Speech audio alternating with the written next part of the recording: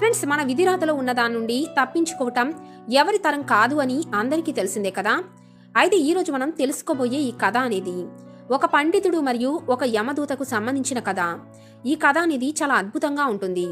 అలాగే మన మృత్యువుకు సంబంధించిన అసలు నిజాన్ని కూడా మనకు అర్థమయ్యేలాగా చేసే స్టోరీ ఇది. కాబట్టి వీడియోని స్కిప్ చేయకుండా చివరి వరకు చూస్తే మాత్రమే ఈ కథలోని పరిపూర్ణమైన జ్ఞానాన్ని మీరు కూడా పొందవచ్చు. అయితే ఫ్రెండ్స్, వీడియోని పూర్తిగా చూసే ముందు మీకు చిన్న రిక్వెస్ట్, ఈ వీడియోని పూర్తిగా చూసిన తర్వాత లైక్ చేయడం మాత్రం మర్చిపోకండి. ఇక మరెందుకు ఆలస్యం, ఈ కథ ఏమిటో తెలుసుకుందామా? ఫ్రెండ్స్, ఒకానొక సమయంలో ఒక ఊరిలో ఎంతో గొప్ప జ్ఞానవంతుడైన ఒక పండితుడు నివసిస్తూ ఉండేవాడు. ఆయన వేద శాస్త్రాలను అధ్యయనం చేసి ఎంతో జ్ఞానం కలిగి ఉండేవాడు. అయితే ఆ పండితుడు ఒకరోజు తన చిన్ననాటి మిత్రుడిని కలవటానికి మరొక గ్రామానికి వెళ్ళాలి అనుకున్నాడు. అయితే అతని మిత్రుడు చిన్నప్పటి నుండే, అంటే పుట్టుకతోనే మూగవాడు, అలాగే ఒక కాలు అవిటితనం కారణంగా కుంటుతూ ఉండేవాడు. అయితే ఆ పండితుడికి అతని స్నేహితుడి గ్రామం అనేది చాలా దూరంలో ఉంది. ఎందుకంటే ఆ గ్రామానికి చేరుకోవాలి అంటే ఆయన ఎన్నో చిన్న చిన్న గ్రామాలను దాటుకుంటూ తన స్నేహితుడి ఊరికి వెళ్ళాలి. ఇక ఆ రోజుల్లో ఎక్కువగా వాహనాలు కూడా లేని కారణంగా పండితుడు నడుచుకుంటూనే తన స్నేహితుడి గ్రామానికి ఖాళీ ప్రయాణం చేస్తూ వెళ్ళాలి అనుకుంటాడు. ఇక ఆ విధంగా అతను వెళుతున్న సమయంలో మార్గ మధ్యంలో మరొక వ్యక్తి కూడా అటువైపు ప్రయాణిస్తూ కనిపిస్తాడు. ఇక పండితుడు కూడా అప్పటి వరకు ఒంటరిగా నడిచి విసుగు చెంది ఇప్పుడు మరొక వ్యక్తి తోడుగా నడవటంతో కొద్దిగా సంతోషిస్తాడు. ఈ విధంగా మరొక వ్యక్తి తన ప్రయాణంలో కలిసి నడవటం, కలిసి ప్రయాణించటం అతనికి ఎంతో సంతోషాన్ని ఇస్తుంది. ఎందుకంటే ఎవరో ఒకరు తోడుగా ఉంటే ప్రయాణం అనేది చాలా త్వరగా ముగుస్తుందని అతను అనుకుంటూ ఉంటాడు. ఆ ఇద్దరు ఆ విధంగా నడుస్తూ ఉన్నప్పుడు మార్గ మధ్యంలో ఆ పండితుడు ఆ వ్యక్తి పేరు ఏమిటి అని అడుగుతాడు. ఇక ఆ వ్యక్తి తన పేరు మహాకాలుడు అని చెబుతాడు. ఇక పండితుడికి ఆ వ్యక్తి పేరు కొంచెం వింతగా అనిపిస్తుంది.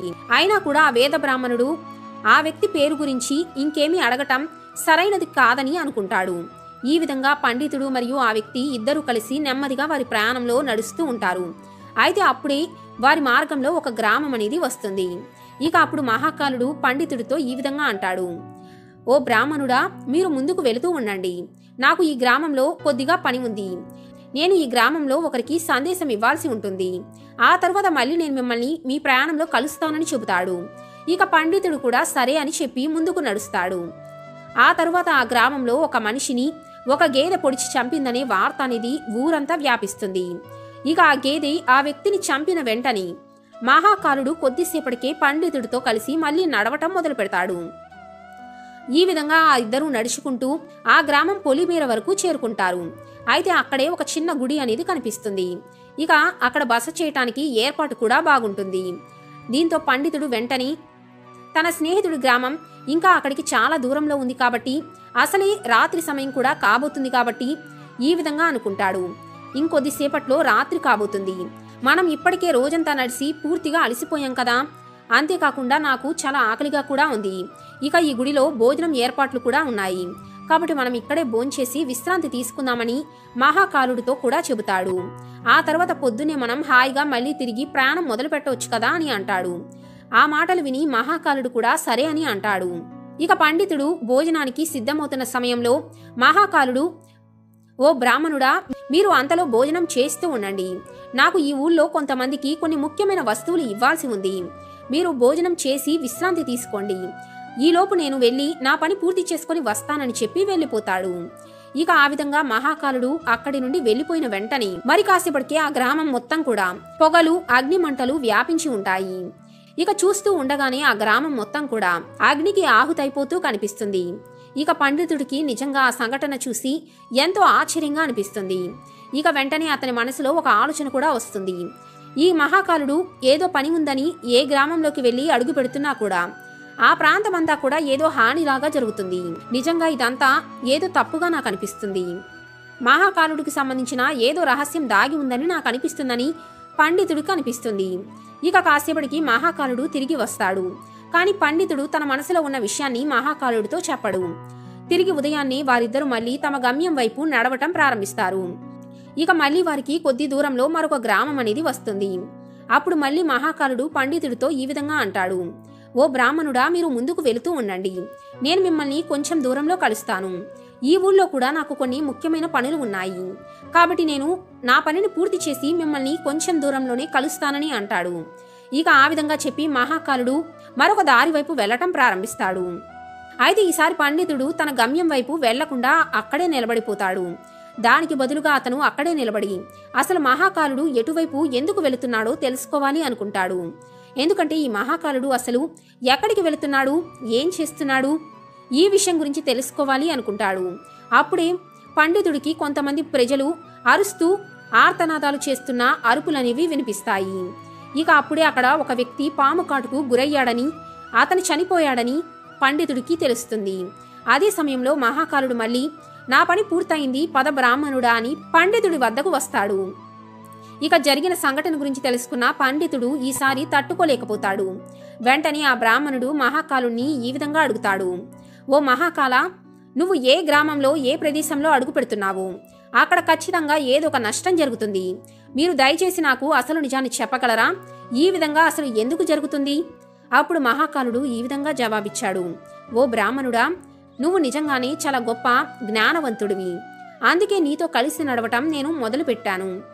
ఎందుకంటే జ్ఞానవంతులతో, నీలాంటి పండితులతో నడవటం, మీలాంటి వారితో మాట్లాడటం నాకు చాలా ఇష్టం. కానీ నీకు ఇప్పటికీ కూడా నేనెవరో అర్థం కాలేదా అని ప్రశ్నిస్తాడు. ఇక వెంటనే పండితుడు కొద్దిసేపు మౌనంగా ఉండి నాకు అర్థమైంది, కానీ నాకు కొన్ని సందేహాలున్నాయని అంటాడు. మీరు కనుక నేను అడిగిన కొన్ని విషయాలకు సమాధానమిస్తే నేను మీ గురించి అర్థం చేసుకోవటం నాకు మరింత సులభం అవుతుందని చెబుతాడు. ఇక వెంటనే మహాకాలుడు ఈ విధంగా బదులిస్తాడు. నువ్వు ఊహిస్తున్నది నిజమే. నేనొక యమదూతను. నేను నా ప్రభువు ఆజ్ఞ ప్రకారం ఈ లోకంలో జీవితం పూర్తయిన వారి ప్రాణాలను తీస్తూ ఉంటాను. ఇక అప్పటికే పండితుడు ఊహించినది, అతని అనుమానం నిజమే అని అతనికి అర్థమవుతుంది. ఇక వెంటనే మహాకాలుడు అతని నోటి వెంటే అసలు నిజం చెప్పటంతో ఆ బ్రాహ్మణుడు మరింతగా భయపడతాడు. కాని మళ్ళీ తనకు తానే కొద్దిగా ధైర్యం తెచ్చుకొని మహాకాలుడితో ఈ విధంగా అంటాడు. ఒకవేళ మీరు చెప్పేది నిజమైతే, మీరు నిజంగా యమదూత అయితే ఆ తరువాత మరణించబోయేది ఎవరు అని ప్రశ్నిస్తాడు. దానికి యమదూత ఈ విధంగా జవాబిస్తాడు. తదుపరి మరణం మరెవరిదో కాదు, నీ స్నేహితుడిదే. నువ్వు ఎవరినైతే కలవటానికి వెళ్ళబోతున్నావో ఆ స్నేహితుడిదే అని చెబుతాడు. అయితే అతని చావుకి మరెవరో కారణం కాదు, స్వయంగా నువ్వే కారణమవుతామని చెబుతాడు. ఇక ఆ మాటలు విన్న పండితుడికి ఎంతగానో భయం వేస్తుంది. ఇక వెంటనే అతను మనసులో ఏమని అనుకుంటాడు అంటే, నిజంగానే ఇతను యమదూత కనుక అయి ఉంటే అతను చెప్పిన ఈ మాటలు ఖచ్చితంగా నిజమవుతాయి కదా. కాబట్టి నాకు ఎంతో ఇష్టమైన నా అత్యంత ప్రాణ స్నేహితుడి మరణం, ఈ యమదూత ఎలాగూ అతని చావుకి నేనే కారణమని చెబుతున్నాడు. కాబట్టి నేను కనుక ఇప్పుడు నా స్నేహితుడిని కలవకుండా మళ్ళీ వెనక్కి తిరిగి వెళ్ళిపోతే అతను నన్ను కలవడు, కాబట్టి చనిపోయే అవకాశం కూడా ఉండదు కదా అని అనుకుంటాడు. కనీసం అతని చావుకి నేనైనా కారణం కాకుండా ఉండొచ్చు కదా అని భావిస్తాడు. అయితే మహాకాలుడు ఈలోపే పండితుడితో ఈ విధంగా అంటాడు. నువ్వేం ఆలోచిస్తున్నావో నాకు అర్థమైంది. కానీ నువ్వు నీ స్నేహితుడిని కలవకుండా వెళ్ళిపోయినా కూడా అతని విధిరాతను తప్పించటం కుదరదు అని అంటాడు. నీ స్నేహితుడి మరణం మాత్రం తథ్యమని చెబుతాడు. మరికొద్ది క్షణాల్లోనే ఈ విధంగా జరగబోతుంది. ఇక మహాకాలుడి నోటి నుండి ఇటువంటి మాటలు విన్న వెంటనే పండితుడు ఎంతగానో షాక్కి గురవుతాడు. ఎందుకంటే మహాకాలుడు చివరికి పండితుడి మనసులో ఏమనుకుంటున్నాడో కూడా కనిపెట్టేస్తున్నాడు. ఇది ఒక సాధారణ వ్యక్తికి సాధ్యం కాదు కదా. కాబట్టి ఈ మహాకాలుడు నిజంగా ఒక యమదూతే అని పండితుడికి ఇప్పుడు పూర్తిగా నమ్మకం కలిగింది. అందుకే అతను తన మిత్రుడి మరణానికి నేను మాత్రం కారణం కాకూడదని నిర్ణయించుకుంటాడు. వెంటనే అతను వెనుదిరిగి తన గ్రామం వైపు వెళ్లటం మొదలు పెడతాడు. కాని పండితుడు ఎప్పుడైతే తిరిగి మళ్ళీ తన గ్రామం వైపుగా బయలుదేరుతాడో అప్పుడు అతని స్నేహితుడు వేగంగా అతని వైపు రావటాన్ని గమనిస్తాడు. ఇక పండితుడు కూడా తన మిత్రుడు వేగంగా తన వైపు రావటాన్ని చూసి ముందుగా ఎంతో సంతోషిస్తాడు. కానీ ఆ తర్వాత మహాకాలుడు చెప్పిన మాటలు గుర్తుకు వచ్చి, ఇప్పుడు నేను కనుక నా మిత్రుడిని కలిస్తే అతను మరణిస్తాడేమోనని భయపడి మరింత వేగంగా తన స్నేహితుడిని కలవకుండానే వెనుదిరగటం మొదలు పెడతాడు. అయితే అతని స్నేహితుడు పుట్టుకతోనే మూగవాడు మరియు వికలాంగుడు. అందుకే అతను ఎంత ప్రయత్నించినా కూడా పండితుడిని చేరుకోలేకపోతాడు. అలాగే అతను మూగవాడు కావటంతో పండితుడిని నోరు తెరిచి పిలిచి ఆపలేకపోతున్నాడు. కానీ అతను తన స్నేహితుడిని ఏ విధంగా అయినా సరే చేరుకోవాలి అనుకుంటూ చాలా వేగంగా నడుస్తూ పండితుడి వద్దకు వస్తాడు. ఇక బ్రాహ్మణుడు కూడా తన స్నేహితుడి బాధను చూసి ఒక్కసారిగా ఆగిపోతాడు. ఇక ఆ స్నేహితుడు కూడా వేగంగా పండితుడి దగ్గరికి వచ్చి వెంటనే అతని చేతిని పట్టుకొని నేల మీద పడిపోతాడు. ఆ తర్వాత అతన్ని పరీక్షించగా అతను చనిపోయి ఉంటాడు. ఇక పండితుడు ఆశ్చర్యపోయి ఎంతో బాధతో మరణించిన అతని స్నేహితుడి వైపు చూస్తూ ఉండగా అప్పుడే అక్కడికి మళ్ళీ మహాకాలుడు వస్తాడు. ఇక అసలు ఇప్పుడేం జరిగిందో ఏం అర్థం కానట్లుగా చూస్తున్న పండితుడిని చూసి మహాకాలుడు ఈ విధంగా చెబుతాడు. నువ్వు ఏం ఆలోచిస్తున్నావో నాకు అర్థమైంది. నీ స్నేహితుడి మరణం అసలు ఎలా సంభవించింది అనే కదా. నీ మిత్రుడు మనం చివరి గ్రామంలో ఉన్నప్పుడు మనల్ని చూశాడు. చూసిన వెంటనే అతను నిన్ను కలవాలి అనుకున్నాడు. కానీ అతను వికలాంగుడు మరియు మూగవాడు అయిన కారణంగా అతను నిన్ను త్వరగా చేరుకోలేకపోయాడు. కానీ ఆ గ్రామం నుండి ఈ గ్రామం వరకు అతను నిన్ను చేరుకోవటానికి అతను శాయశక్తులా ప్రయత్నిస్తూ వేగంగా నడుస్తూ వచ్చాడు. కానీ వయసు పెరుగుతున్న కారణంగా బాల్యంలో ఉన్న బలం ఈ వయసులో ఉండదు కదా. అందుకే అతను వేగంగా నడవటం కారణంగా గుండెపోటుతో నీ మిత్రుడు మరణించాడని చెప్పాడు. ఎందుకంటే కేవలం నిన్ను కలవాలనే ఆశతో తన శక్తికి మించి అతను వేగంగా నడుస్తూ నిన్ను కలవాలనే ప్రయత్నం కారణంగా మన వెనకే పరిగెత్తుతూ వచ్చాడు. అందుకే నీ స్నేహితుడు చనిపోయినందుకు నువ్వే కారణమని బదులిచ్చాడు. ఇక ఈ మాటలు విన్న తరువాత మహాకాలుడు నిజంగా యమదూత అని, జీవులని చంపటమే తన పని అని పండితుడికి అర్థమైంది. ఎందుకంటే పండితుడు నిజంగానే ఎంతో జ్ఞానవంతుడు. అందుకే మరణాన్ని నియంత్రించటం ఎవరి తరం కాదని ఆ పండితుడికి కూడా తెలుసు. ఈ భూమి మీద పుట్టిన సకల జీవరాశులు కూడా ఏదో ఒక రోజు చనిపోవాల్సిందే అని కూడా ఆయనకు తెలుసు. ఈ విధంగా ఆలోచించి తన స్నేహితుడి మరణాన్ని చూసినా కూడా తనకు తాను ధైర్యం తెచ్చుకుంటాడు. ఆ తర్వాత ఈ విధంగా ఆలోచిస్తాడు.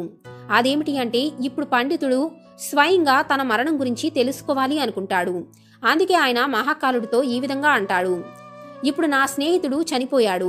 మరి మీకు నా స్నేహితుడు చనిపోతాడు అని తెలిసినప్పుడు మీరు నాతో పాటు మొదటి నుంచి ఎందుకు నడుస్తూ వస్తున్నారని అడుగుతాడు. అప్పుడు మహాకాలుడు స్పందిస్తూ ఈ విధంగా అంటాడు. నేను ప్రతి ఒక్కరితో పాటు కలిసి నడుస్తాను. ప్రతి క్షణం కూడా నేను కలిసే ఉంటాను. అయితే ప్రజలే నన్ను గుర్తుపట్టలేరు. ఎందుకంటే అందరికీ కూడా కేవలం వారి సమస్యలు తప్ప ఇతర సమస్యల గురించి పట్టించుకునే సమయం కూడా ఉండదు. మరొక వ్యక్తి సమస్యను గురించి ఆలోచించటం లేదా వారి గురించి పట్టించుకోవటానికి కూడా ఇప్పుడు ఎవరికి కూడా సమయం అనేదే లేదు. అందుకే ఎవరు కూడా నేను వారి పక్కనే ఉన్నా నన్ను చూడలేరు అని చెప్పాడు. ఇక అప్పుడు పండితుడు ఈ విధంగా అడుగుతాడు. అయితే మరి నేను మిమ్మల్ని ముందు నుంచే చూశాను కదా, మరి ఇప్పుడు నా మరణం ఎప్పుడు, నా మరణం ఎలా జరగబోతుందో మీరు నాకు చెప్పగలరా అని అంటాడు. అప్పుడు మహాకాలుడు మాట్లాడుతూ, నువ్వు అడుగుతున్నది ఏమిటో నీకు అర్థమవుతుందా? ఇటువంటి విషయాలు తెలుసుకోవటం ఒక సామాన్య మనిషికి నిజంగా ఎంతో విషాదాన్ని కలిగించే అంశం. ఎందుకంటే ఏ జీవి అయినా తన మరణం గురించి తెలిసి ఎంతో బాధపడతాడు. కానీ మిమ్మల్ని చూస్తుంటే ఒక తెలివైన వ్యక్తిలాగా ఉన్నారు. నిజంగానే నువ్వు ఎంతో జ్ఞానాన్ని కలిగి ఉన్నావు. ఎందుకంటే నువ్వు నీ ప్రాణ స్నేహితుడి మరణం చూసిన తరువాత కూడా ఇప్పుడు నీ మరణం గురించి తెలుసుకోవాలి అనుకుంటున్నావు. అందుకే నువ్వు నీ మరణాన్ని స్వయంగా చూసినా కూడా నువ్వు బాధపడవని నాకు అనిపిస్తుంది. అందుకే నీకు మాత్రమే నేను నీ మరణం గురించిన రహస్యం చెప్పాలి అనుకుంటున్నాను. ఈ రోజు నుండి సరిగ్గా నీ మరణం 6 నెలల తర్వాత అది కూడా పక్కనున్న మరొక దేశంలో ఉరితీయబడుతుందని చెబుతాడు. అయితే అత్యంత ఆశ్చర్యకరమైన విషయం ఏమిటి అంటే మీరు మీ మరణ శిక్షను సంతోషంగా స్వీకరిస్తారు అని. ఇక ఆ మాటలు చెప్పిన వెంటనే మహాకాలుడు అక్కడి నుండి అంతర్ధానమైపోయి వెళ్ళిపోతాడు. ఎందుకంటే ఇక మీదట పండితుడితో కలిసి ఉండటానికి మహాకాలుడికి కారణమంటూ ఏమీ లేదు. మహాకాలుడు కూడా తన స్నేహితుడికి యథాశక్తి మేరకు కర్మకాండ చేసి తన గ్రామానికి తిరిగి వెళతాడు. అయితే ఫ్రెండ్స్, మనిషి ఎంత తెలివైన వాడైనా ఎంత జ్ఞానవంతుడైనా కూడా తన మరణం గురించి తెలిసినప్పుడు ఎటువంటి వాడికైనా కొద్దిగా భయం, ఆందోళన మొదలవుతుంది కదా. ఇక అటువంటి సమయంలో ఎవరైనా ఏం చేస్తారు? వారికి రాబోయే మరణం నుండి వారిని వారు కాపాడుకోవటానికి ఏదో ఒక ప్రయత్నం చేస్తారు కదా. ఇప్పుడు పండితుడు కూడా ఈ విధంగానే చేశాడు. అదీ కాక పండితుడు నిజంగానే ఎంతో తెలివైన వ్యక్తి కావటం మూలంగా అతనికి ఎంతో కీర్తి మరియు ఎంతో పేరు ప్రఖ్యాతులు ఉన్నాయి. ముఖ్యంగా అతని రాజ్యంలోని రాజుకు కూడా అతను బాగా తెలుసు. కాబట్టి ఆ పండితుడు ఏమని అనుకున్నాడు అంటే, మా రాజ్యంలోని రాజుకు నాతో ఎంతో పరిచయం ఉంది కాబట్టి ఆయన దగ్గర ఎంతో తెలివైన మంత్రులు కూడా ఉంటారు. కాబట్టి నేను నా మరణానికి సంబంధించిన సమస్యను మా రాజుకు కనుక చెబితే ఆయన తప్పకుండా ఏదో ఒక పరిష్కారాన్ని నాకు సూచిస్తాడని భావిస్తాడు. ఇక ఆ తర్వాత పండితుడు ఈ విధంగానే మహారాజు దగ్గరికి వెళ్లి అతని సమస్య గురించి చెబుతాడు. ఇక మహారాజు కూడా పండితుడి గురించి పూర్తిగా తెలుసు. ఆయన నిజంగా జ్ఞానవంతుడని కూడా ఆయనకు తెలుసు. అందుకే మహారాజు పండితుడి మాటలను పూర్తిగా నమ్మటం మాత్రమే కాకుండా తన మంత్రుల సలహా తీసుకొని ఒక ఉపాయాన్ని సూచిస్తాడు. ఆ ఉపాయం ప్రకారం పండితుడిని రాజభవనంలోని వసతి గృహంలోని 6 నెలల పాటు ఎక్కడికి వెళ్లకుండా ఉండేలాగా ఏర్పాట్లు చేస్తాడు. ఎందుకంటే రాజు ఆజ్ఞ లేకుండా ఆ పండితుడిని మరెవరు కలవటానికి అనుమతి అనేది ఇవ్వరు. అంటే ఈ పండితుడు రాజు దగ్గరే బందీగా ఉన్నట్లుగా ఆయన వసతి గృహంలోని 6 నెలల పాటు ఉంటే అప్పుడు పండితుడు మరెక్కడికి వెళ్లటానికి అవకాశం ఉండదు కదా. ఇక ఆ సమయంలో అతను మరొక రాజ్యము వెళ్లే అవకాశం లేదు కాబట్టి అతను మరొక రాజ్యంలో ఉరి తీయబడి మరణించే అవకాశం కూడా ఉండదని రాజు భావిస్తాడు. ఇక పండితుడు కూడా ఆ 6 నెలల పాటు ఎంతో భయంతో ఎక్కడ తనను మృత్యువు కబలిస్తుందేమోనని ఎక్కడికి వెళ్లకుండా అక్కడే ఉంటాడు. క్రమక్రమంగా పండితుడి మరణ సమయం కూడా సమీపిస్తూ ఉంది. అంటే అతను చనిపోయే రోజు మరికొంత సమయం మాత్రమే మిగిలి ఉంది. ఇక సరిగ్గా ఆ రోజు ఆ పండితుడు చనిపోయే రోజు. అందుకే ఆ రోజు ఆ బ్రాహ్మణుడు ఆ భయంతోని ఎక్కడికి వెళ్లకూడదని చాలా త్వరగా నిద్రపోతాడు. ఎందుకంటే ఈ ఒక్కరోజు రాత్రి కనుక నేను నా మరణం నుండి తప్పించుకుంటే చాలు, మరుసటి రోజు నన్ను ఎవరు ఏం చేయలేరని అతను భావిస్తాడు. అయితే ఫ్రెండ్స్, ఎవరికీ తెలియని విషయం ఏమిటి అంటే ఆ బ్రాహ్మణుడికి నిద్రలో నడిచే వ్యాధి అనేది ఉంది. అయితే తనకు ఈ వ్యాధి ఉందనే విషయం ఆ పండితుడికి కూడా తెలియదు. కాబట్టి ఈ బ్రాహ్మణుడికే తన వ్యాధి గురించి తెలియనప్పుడు ఆ నగరంలోని మహారాజుకు మాత్రం ఏ విధంగా తెలుస్తుంది?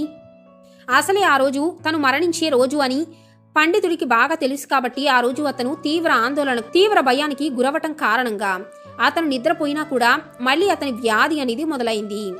అంటే అతనికి నిద్రలో నడిచే వ్యాధి ఉంది కదా. దీంతో ఆ రోజు రాత్రి ఆ బ్రాహ్మణుడు మళ్ళీ నిద్రలో లేచి నడిచే అలవాటుకు గురయ్యాడు. వెంటనే అతను తెలియకుండానే నిద్రలో లేచి నడుస్తూ రాజభవనం వదిలి గుర్రపు శాలలోకి వెళతాడు. ఇక బ్రాహ్మణుడు మహారాజు యొక్క ప్రత్యేక అతిథి అని అందరికీ తెలుసు. అందుకే అక్కడ ఉన్న ఏ సైనికుడు కూడా ఆ బ్రాహ్మణుడిని అడ్డుకోరు. అలాగే అతను అర్ధరాత్రి సమయంలో ఈ విధంగా గుర్రపు శాలలోకి ఎందుకు వెళుతున్నాడు అనే ప్రశ్నలు కూడా ఎవరూ అడగలేదు. ఇక గుర్రపు శాలకు చేరుకున్న తర్వాత ఆ బ్రాహ్మణుడు ఒక అతి వేగవంతమైన గుర్రం మీదకు ఎక్కుతాడు. నిద్రలోనే అతను ఆ రాష్ట్ర సరిహద్దు దాటి పక్కనున్న మరో రాష్ట్రానికి వెళ్ళిపోతాడు. అంతేకాదు, ఆ రాష్ట్రానికి చెందిన రాజు యొక్క రాజభవనానికి చేరుకుంటాడు. అయితే ఆ రాజభవనంలో ఉన్న సైనికులు కూడా అతన్ని ఆపలేదు. వారు కూడా పండితుడిని చూసి ఎటువంటి ప్రశ్నలు అడగలేదు. ఎందుకంటే ఆ రోజు సైనికులు కూడా వారంతా కూడా నిద్రమత్తులో ఉంటారు. ఇక వారందరూ కూడా చూడకపోవటం కారణంగా, నిద్రలో నడిచే వ్యాధి కారణంగా ఈ బ్రాహ్మణుడు ఆ రాజభవనంలోకి నడుచుకుంటూ వెళ్ళిపోతాడు. ఆ తరువాత స్వయంగా మహారాజు గదిలోకి వెళతాడు. అక్కడ మహారాజు మహారాణి పడుకున్న చోటి ఈ పండితుడు కూడా వెళ్లి నిద్రపోతాడు. ఇక ఉదయాన్నే మహారాజు రాణి పక్కన నిద్రిస్తున్న పూజారిని చూస్తాడు. ఇక ఆ విషయాన్ని చూసి మహారాజుకు తీవ్రంగా కోపం వస్తుంది. వెంటనే బ్రాహ్మణుడిని బంధించమని ఆదేశాలు ఇస్తాడు. అయితే నిద్ర నుండి మేల్కొన్న ఆ బ్రాహ్మణుడికి అసలేమీ అర్థం కాదు. నేనసలు ఇటువంటి పరిస్థితిలో మరొక మహారాజు గదికి ఏ విధంగా చేరుకున్నాను అని అతనికి ఎంత ఆలోచించినా అర్థం కాదు. ఇక అతను చెప్పే మాటలు వినటానికి కూడా ఎవరూ సిద్ధంగా లేరు.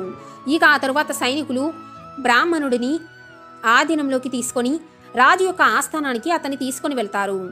ఇక కాసేపటికి ఆ బ్రాహ్మణుడు రాజ దర్బారులో అడుగుపెట్టిన వెంటనే ఆ నగరం యొక్క మహారాజు బ్రాహ్మణుడిని చూస్తాడు.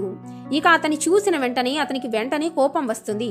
అందుకే ఆవేశంలో మహారాజు, నువ్వు ఎవరికీ తెలియకుండా రాజమహల్లోని మహారాజు గదిలో పడుకోవటం కారణంగా నీకు ఉరిశిక్షను నేను ప్రకటిస్తున్నానని చెబుతాడు. ఇక ఉరిశిక్ష మాట విన్న వెంటనే ఆ బ్రాహ్మణుడు వణికిపోతాడు.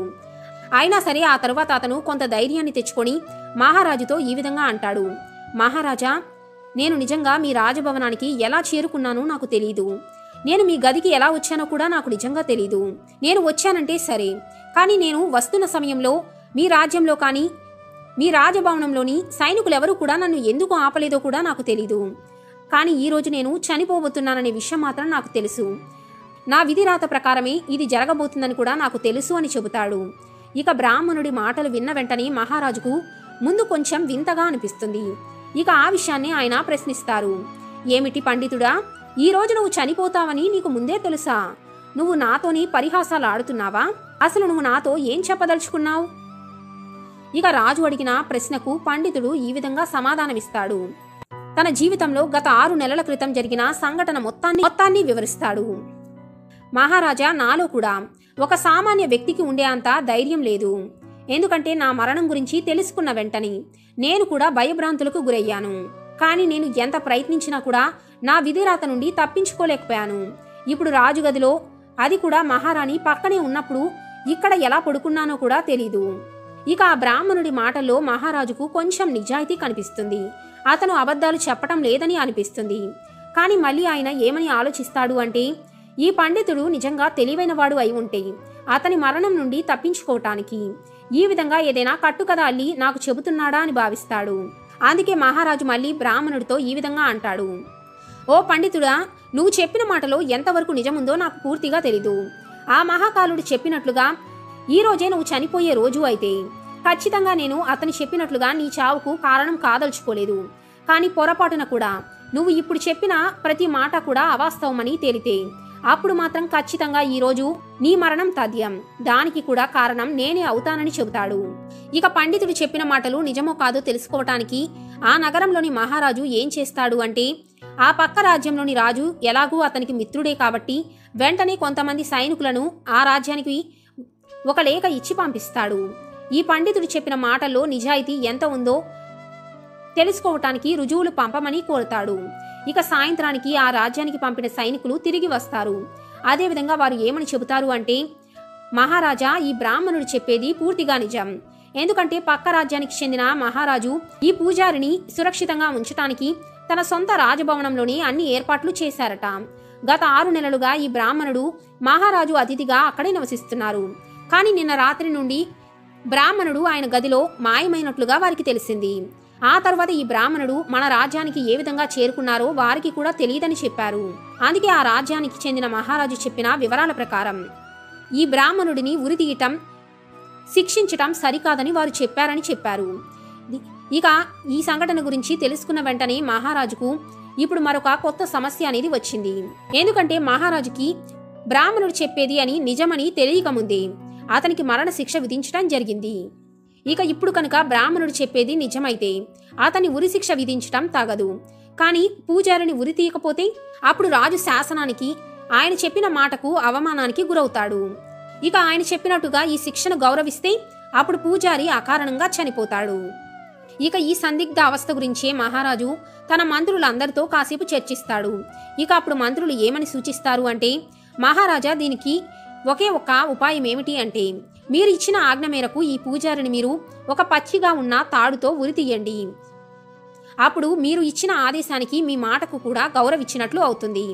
ఇక పూజారిని మనం పచ్చిగా ఉండే ముడి తాడుతో ఉరి తీస్తాం కాబట్టి ఆ తాడు వెంటనే తెగిపోయి అతని ప్రాణాలు కూడా కాపాడబడతాయని చెబుతారు. ఇక వారిచ్చిన ఉపాయం మహారాజు కూడా ఎంతగానో నచ్చుతుంది. వెంటనే అతను ఈ విధంగానే ఆదేశమిస్తాడు. పూజారిని పచ్చిగా ఉండే అప్పుడే తయారు చేసిన ఒక తాడు ఉరి తీయమని చెబుతాడు. ఇక మహారాజు ఆజ్ఞ మేరకు పూజారిని ఆ విధంగానే ఉరితీస్తారు. ఇక పూజారి శిక్షను చూస్తున్న ప్రజలందరూ కూడా సంతోషంగా ఉన్నారు. ఎందుకంటే పూజారి ఎలాగూ చనిపోడని అందరికీ తెలుసు. ఇక రాజు కూడా ఆయనకు ఎలాగో మాట ఇచ్చారు కాబట్టి తనను ఉరి తీయబోయేది పచ్చిగా ఉండే తాడుతో కాబట్టి అతను చనిపోడు అని పూజారికి కూడా తెలుసు. అందుకే ఎంతో ఆసక్తిని రేకెత్తించే ఈ శిక్షా సమయంలో అతను మరణించబోడని, కానీ అతన్ని ఉరి తీయబోతున్నాడనే విషయం తెలిసి అందరూ కూడా సంతోషంగా అదొక వేడుకను చూస్తున్నట్లుగా గుమికూడతారు. ఇక అందరూ కూడా ఉరి తీయడానికి సిద్ధమవుతారు. అయితే ఫ్రెండ్స్, దురదృష్టకరమైన విషయం ఏమిటి అంటే, ఆ పూజారిని ఉరి తీసిన వెంటనే, అంటే ఆ తాడు మరి కాసేపట్లో తెగిపోయి పడిపోతుంది అనుకునే అంత లోపుగానే ఆ పూజారి గొంతు బిగుసుకుపోయి, అంటే ఆ తాడు తెగిపోతూ కూడా తన పనిని తాను పూర్తి చేసేసింది. పూజారి ఉరిశిక్ష కారణంగానే మరణించాడు. ఇక మరికొద్ది క్షణాల్లోనే పూజారి నేల మీద పడిపోయి కనిపిస్తాడు. ఆ సమయంలో అతను ఎంతో బాధకు గురయ్యి అతని గుండె ఎంతో వేగంగా కొట్టుకుంటూ గొంతులో నుంచి రక్తం కారుతూ చనిపోతాడు.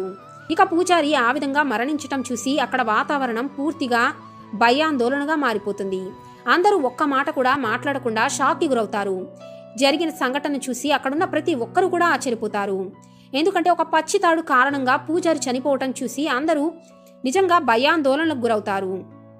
ఎందుకంటే ఈ దృశ్యాన్ని వారి కళ్ళతో చూడకపోయి ఉంటే ఎవరు కూడా నమ్మలేకపోయేవారు.